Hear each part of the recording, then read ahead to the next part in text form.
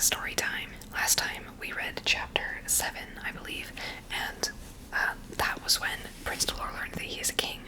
His nurse risked her life to tell him his history and beg him to fight for his rights and make changes in the world, so Prince Dolor has resolved to do that.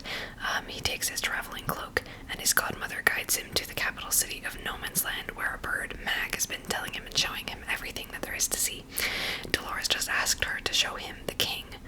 He wants to see the king, and that's where we're going to pick up for chapter 8.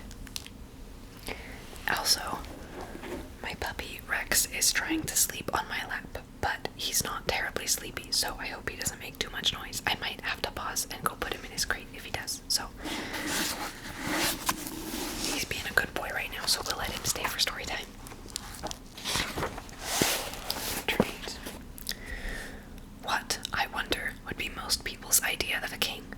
What was Prince Dolor's? Perhaps a very splendid personage with a crown on his head and a scepter in his hand, sitting on a throne and judging the people, always doing right and never doing wrong.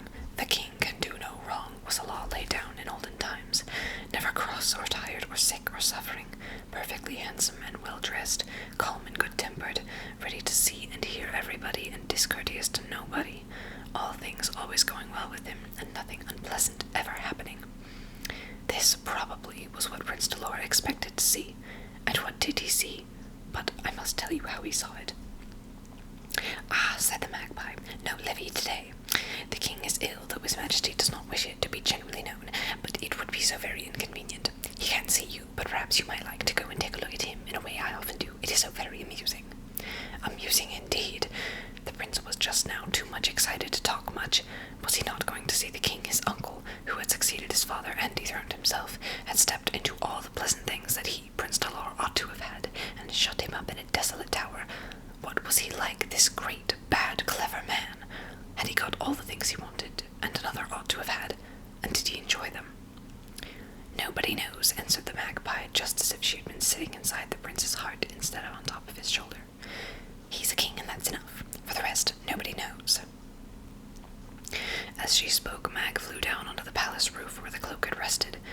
Settling down between the great stacks of chimneys as comfortably as if on the ground, she pecked at the tiles with her beak. Truly she was a wonderful bird, and immediately a little hole opened, a sort of door, through which could be seen distinctly the chamber below. Now look in, my prince. Make haste, for I must soon shut it up again. But the boy hesitated. Isn't it rude? Won't they think us intruding? Oh dear no, there's a hole like this in every palace. Dozens of holes, indeed. Everybody knows it, but nobody speaks of it. Intrusion? Why? Though the royal families are supposed to live shut up behind stone walls ever so thick, all the world knows that they live in a glass house where everybody can see them and throw a stone at them. Now pop down on your knees and take a peep at His Majesty. His Majesty? The prince gazed eagerly down into a large room, the largest room he had ever beheld, with furniture and hangings grander than anything he could have ever imagined. A stray sunbeam, coming through a crevice of the darkened windows, struck across the carpet. And it was the loveliest carpet ever woven, just like a bed of flowers to walk over, only nobody walked over it, the room being perfectly empty and silent. Where is the king? Asked the puzzled boy. There, said Mag, pointing with one wrinkled claw to a magnificent bed, large enough to contain 6 people. In the center of it, just visible under the silken counterpane, quite straight and still, with its head on the lace pillow, lay a small figure, something like waxwork, fast asleep, very fast asleep. There were a number of sparkling rings on the tiny yellow hands that were curled a little, helplessly, like a baby's, outside the coverlet. The eyes were shut, the nose looked sharp and thin, and the long grey beard did the mouth and lay over the breast. A sight not ugly nor frightening, only solemn and quiet. And so very silent, 2 little flies buzzing about the curtains of the bed being the only audible sound. Is that the king? Whispered Prince Dolor. Yes, replied the bird. He had been angry, furiously angry, ever since he knew how his uncle had taken the crown and sent him, a poor little helpless child, to be shut up for life just as if he had been dead. Many times the boy had felt as if, king as he was, he should like to strike him, this great strong wicked man. Why, you might as well have struck a baby. How helpless he lay, with his eyes shut and his idle hands folded. They had no more work to do, bad or good. What is the matter with him? Asked the prince. He is dead, said the magpie with a croak. No, there was not the least use in being angry with him now. On the contrary, the prince felt almost sorry for him, except that he looked so peaceful with all his cares at rest. And this was being dead, so even kings died. Well, well, he hasn't had an easy life, folks say, for all his grandeur. Perhaps he's as glad it's over. Goodbye, your majesty. With another cheerful tap of her beak, Mistress Mag shut down the little door in the tiles, and Prince Dolor's first and last sight of his uncle was ended. He sat in the center of his traveling cloak, silent and thoughtful. What shall we do now? Said the magpie. There's nothing much more to be done with his majesty, except a fine funeral, which I shall certainly go and see. All the world will. He interested the world exceedingly when he was alive, and he ought to do it now he's dead just once more. And since he can't hear me, I may as well say that, on the whole, his majesty is much better dead than alive, if we can only get somebody in his place. There'll be such a row in the city presently. Suppose we float up again and see it all, at a safe distance, though. It'll be such fun. What will be fun? A revolution. Whether anybody except a magpie would have called it fun, I don't know, but it certainly was a remarkable scene. As soon as the cathedral bell began to toll and the minute guns to fire, announcing to the kingdom that it was without a king, the people gathered in crowds, stopping at street corners to talk together. The murmur now and then rose into a shout, and the shout into a roar. When Prince Dolor, quietly floating in upper air, caught the sound of their different and opposite cries, it seemed to him as if the whole city had gone mad. Long live the king! The king is dead! Down with the king! Down with the crown and the king too! Hurrah for the republic! Hurrah for no government at all! Such were the shouts which travelled up to the travelling cloak, and then began, oh, what a scene! When you children are grown men and women, or before, you will hear and read in books about what are called revolutions.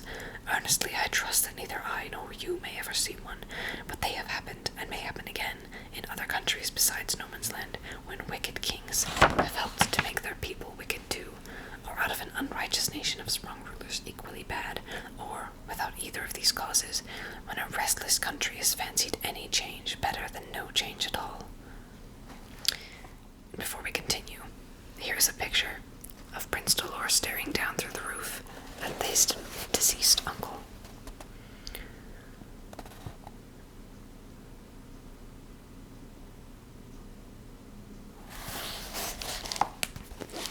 For me, I don't like changes unless I am pretty sure that they are for good, and how good can come out of absolute evil, the horrible evil that went on this night under Prince Dolor's very eyes, this is more than I can understand.